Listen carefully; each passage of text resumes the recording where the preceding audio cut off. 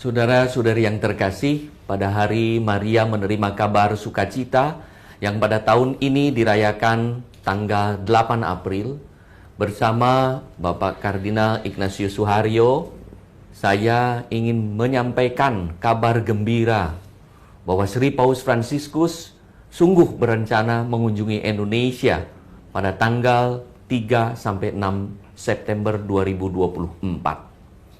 Berita gembira ini bersumber dari nota verbal Duta Besar Tahta Suci untuk Indonesia Monsinyur Piero Piopo kepada Menteri Luar Negeri tertanggal 5 Maret 2024, serta dua surat tertanggal 25 Maret 2024, yaitu jawaban positif Menteri Luar Negeri Republik Indonesia dan undangan Presiden Joko Widodo kepada Sri Paus Fransiskus untuk berkunjung ke Indonesia pada tahun 2024. Tentu, kepastian kedatangan Sri Paus Fransiskus ke Indonesia tersebut masih menunggu pengumuman resmi tentang kapan datangnya pastinya dari pemerintah Republik Indonesia dan atau Vatikan. Untuk itu, sebelum ada pengumuman resmi kepastian kedatangan dari pemerintah Republik Indonesia dan Vatikan, rencana kedatangan Bapak Suci Fransiskus tersebut masih bersifat tentatif. Seandainya kedatangan Sri Paus Fransiskus tersebut sungguh terlaksana sesuai dengan rencana, waktunya sangat pendek, tidak panjang. Maka berbagai diskusi termasuk pembentukan panitia dan kolaborasi dengan pemerintah dan tokoh agama sudah dikerjakan. Mari kita berdoa semoga Bapak Suci Fransiskus dianugerahi kesehatan sehingga kerinduan beliau untuk mengunjungi Indonesia dan harapan besar kita untuk menyambut kedatangan Sri Paus di Indonesia sungguh terlaksana sesuai dengan rencana saat ini. Demi perkembangan iman, persaudaraan, dan bela rasa, kita yakin kunjungan Sri Paus Fransiskus ke Indonesia akan menjadi berkat bagi gereja dan bagi bangsa.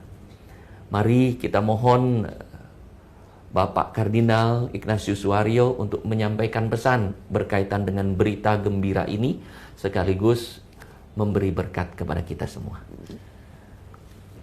Terima kasih Bapak Monsinyur Anton, Ketua Konferensi Wali Gereja Indonesia. Seperti kita semua tahu, sebetulnya rencana kedatangan Paus Fransiskus itu sudah terjadi pada tahun 2020. Tetapi karena datangnya COVID, kunjungan itu ditunda. Sekarang seperti dikatakan oleh Bapak Uskup Anton, sudah ada surat-surat resmi termasuk undangan dari Bapak Presiden agar Paus Fransiskus datang ke Indonesia. Kita bersyukur. Yang kedua, sejauh kami dengar, kunjungan Paus Fransiskus ini tidak hanya untuk Indonesia, tetapi perjalanan panjang.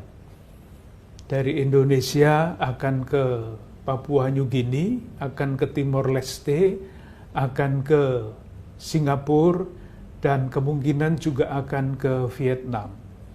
Rasa-rasanya belum pernah ada kunjungan yang meliputi 5 negara yang jauhnya seperti kita ini. Kita doakan agar Paus Fransiskus dikaruniai kesehatan yang memadai untuk menjalankan misi itu. Yang ketiga, melihat perkembangan atau rencana perjalanan seperti itu, kita bisa membayangkan bahwa Paus Fransiskus tidak akan leluasa mempunyai waktu untuk kunjungan ke Indonesia. Oleh karena itu, kita bersyukur, tetapi kita juga mesti siap untuk menerima kenyataan bahwa Paus Fransiskus usianya sudah banyak, rencananya panjang, maka pasti umat Katolik di Indonesia ataupun saudara-saudara kita dalam konteks lintas agama yang bisa membayangkan macam-macam acara, nanti kalau tidak kesampaian kita bisa memahami. Umat Katolik sendiri di seluruh Indonesia pasti ingin satu persatu berjabatan tangan dengan Paus, tetapi kita semua tahu itu yang tidak mungkin. Yang keempat, kita boleh yakin juga bahwa kunjungan ini dalam arti tertentu sangat historis. Karena apa? Karena Paus Fransiskus adalah kepala negara Vatikan. Dan dalam sejarah bangsa kita, Vatikan adalah salah satu dari beberapa negara yang pertama-tama mengakui kemerdekaan Indonesia.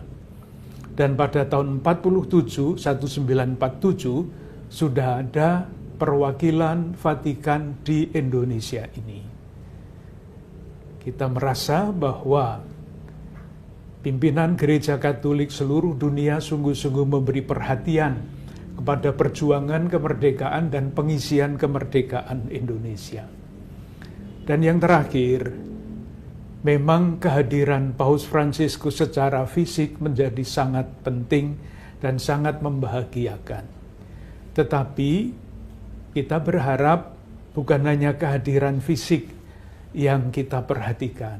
Pesan-pesan beliau, pikiran-pikiran beliau yang beliau tulis untuk kemanusiaan mesti juga menjadi perhatian kita, dan kita mempunyai niat untuk mempelajari pesan-pesan itu. Dua pesan terakhir yang sangat penting bagi kita semua adalah tulisan beliau mengenai tanggung jawab umat manusia termasuk kita semua untuk menjaga lingkungan hidup. Dan yang kedua, yang terakhir dengan judul Fratelli Tutti, artinya kita semua adalah saudara.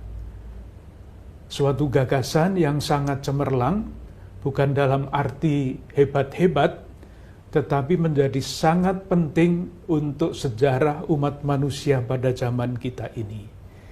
Mari kita sambut kedatangan Paus dalam rencana-rencana yang sudah diceritakan oleh Bapak Uskup Anton. Dan sekali lagi, semoga kehadiran Paus Fransiskus secara fisik yang akan datang juga menantang kita, mengundang kita, mendorong kita untuk mempelajari ajaran-ajarannya dan mencoba mencari jalan-jalan untuk melaksanakannya. Semoga rencana yang bagus ini sungguh-sungguh menjadi berkat bagi kita semua, dan kita jadikan pujian kemuliaan bagi Tuhan. Semoga Allah yang selalu menyertai perjalanan hidup kita, selalu menjaga, melindungi, dan melimpahkan berkat kepada kita semua, dalam nama Bapa dan Putera dan Roh Kudus. Amin.